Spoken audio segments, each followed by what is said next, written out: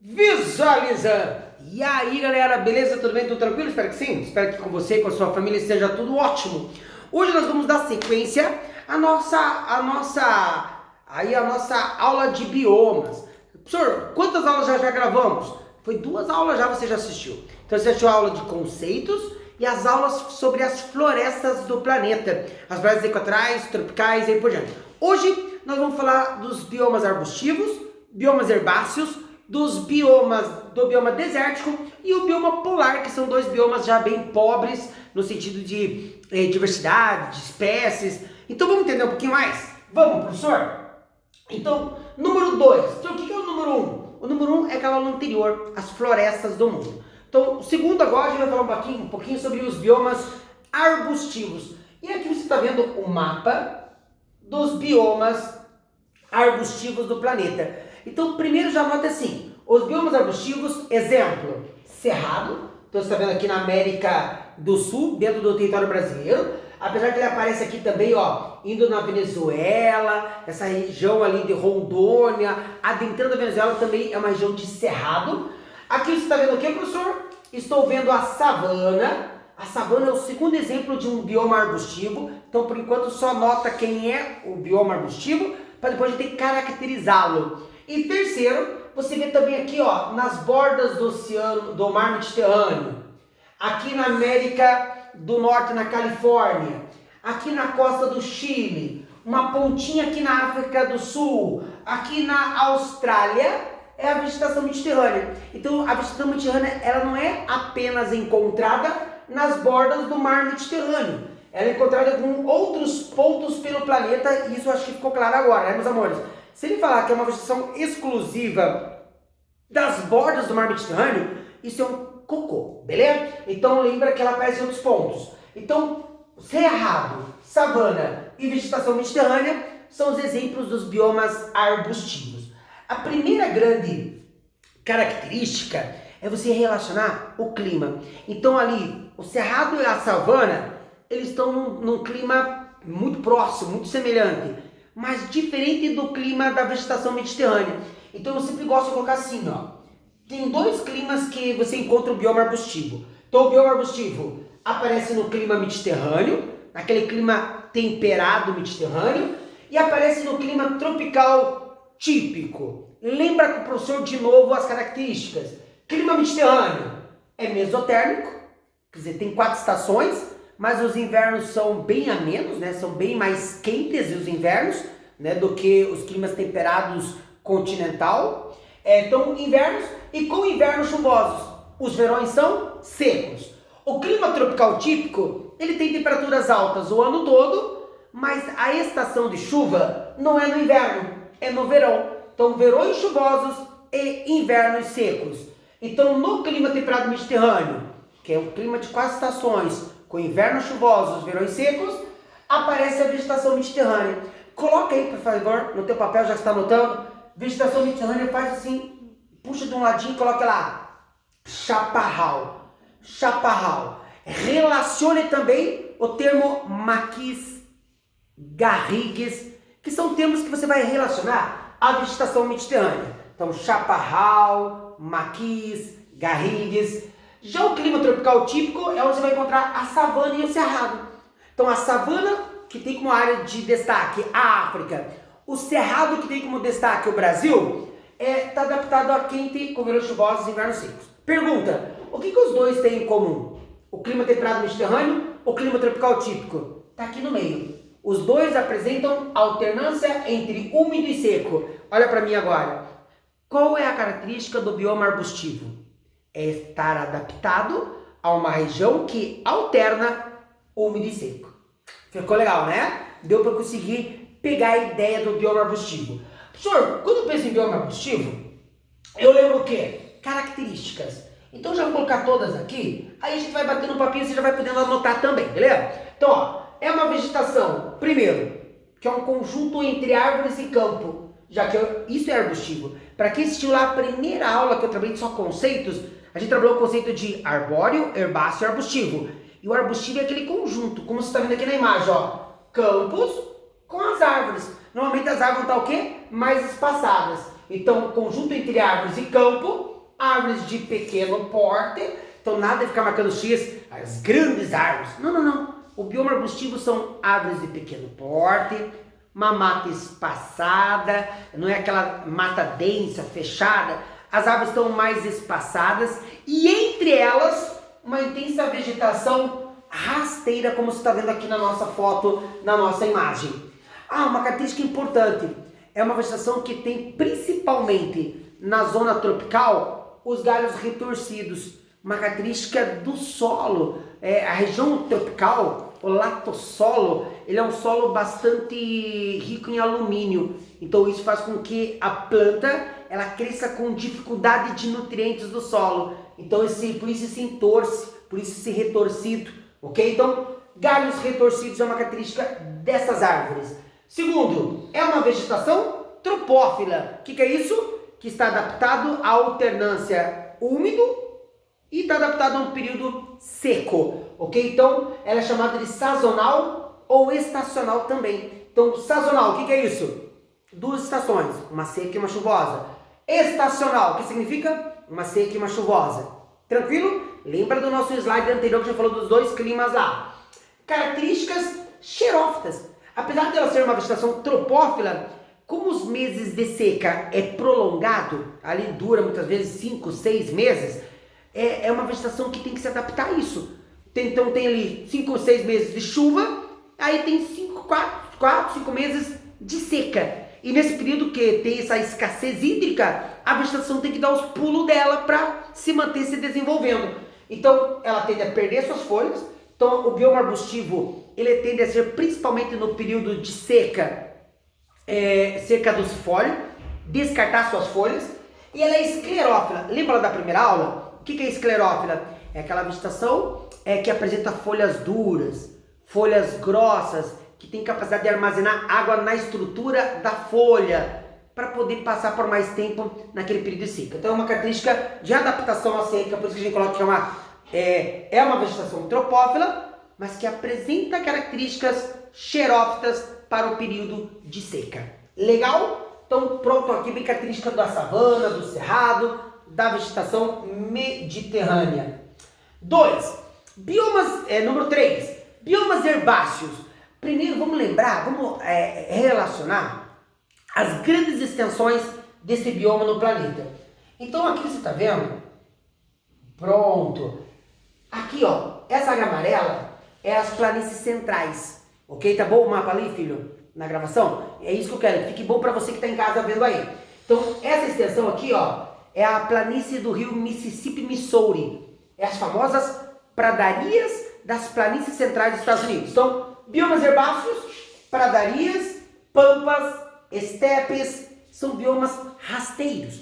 Então, é uma vegetação rasteira que você encontra aqui na região central dos Estados Unidos, a planície central do Vale do Rio Mississippi, Missouri.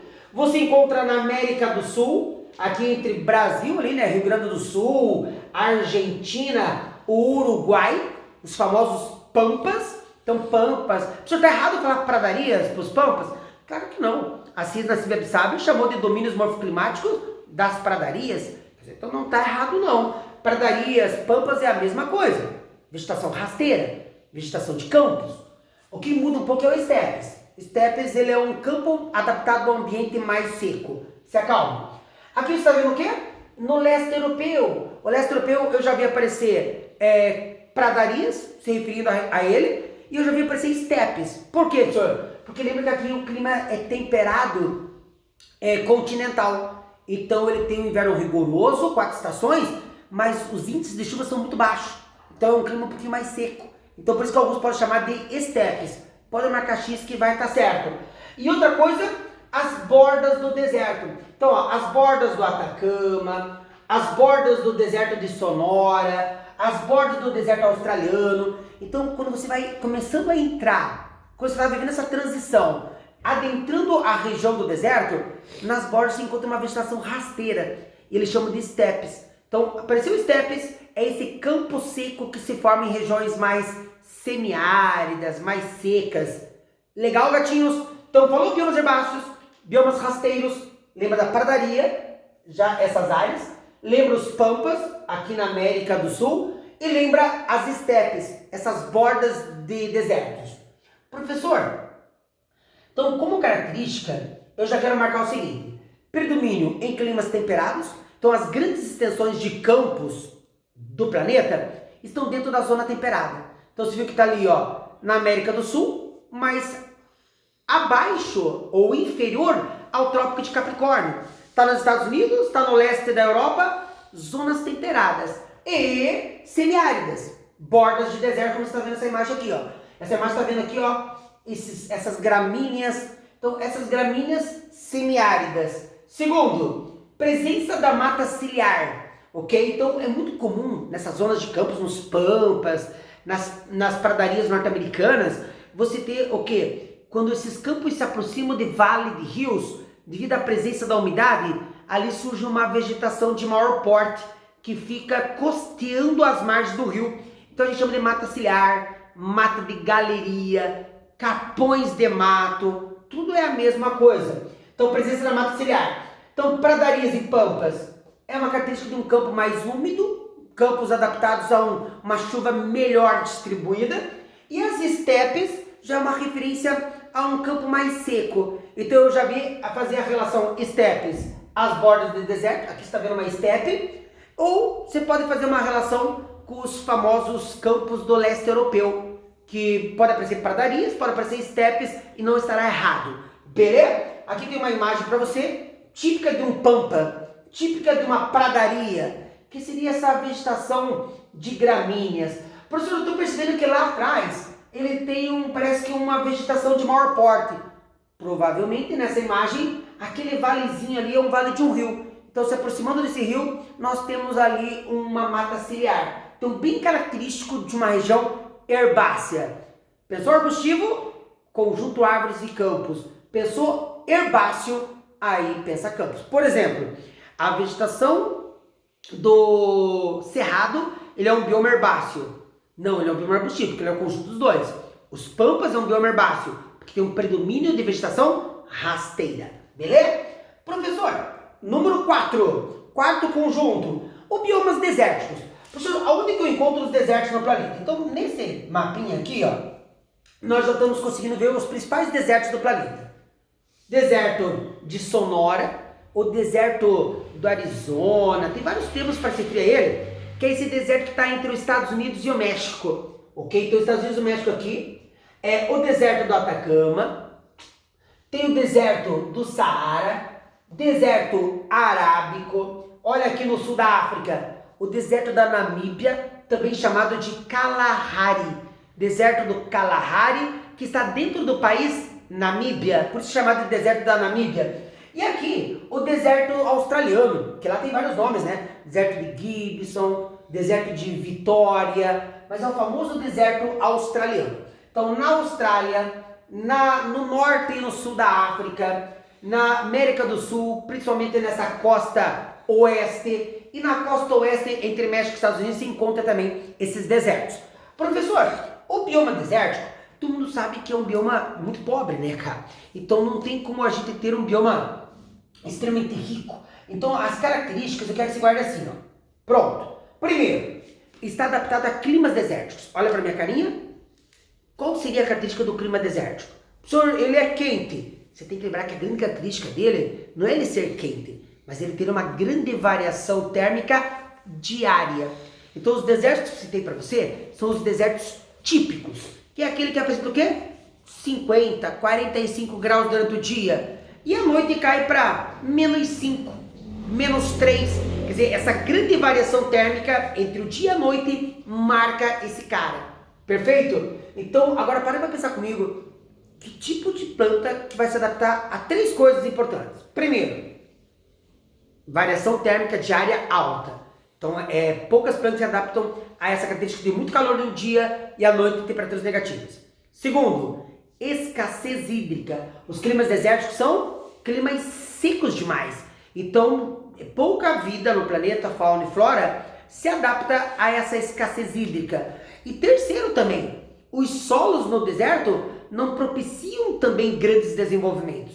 Ou são muito arenosos, aquelas formações de dunas clássicas na nossa cabeça, ou eles são pedregosos. Eles são, lembra que é intemperismo físico. O que é intemperismo físico? Dilata, contrai a rocha, enfraquecendo a sua estrutura e quebrando. Então são solos muito rasos, muito pedregosos, são solos formados pela ação do intemperismo físico, que não é um bom formador de solo. O melhor formador de solo é o intemperismo químico, que é a água dissolvendo minerais, coisa que no deserto não vai ter. Então você já parou para pensar que, se a pergunta fosse, por que a vegetação é pobre no deserto?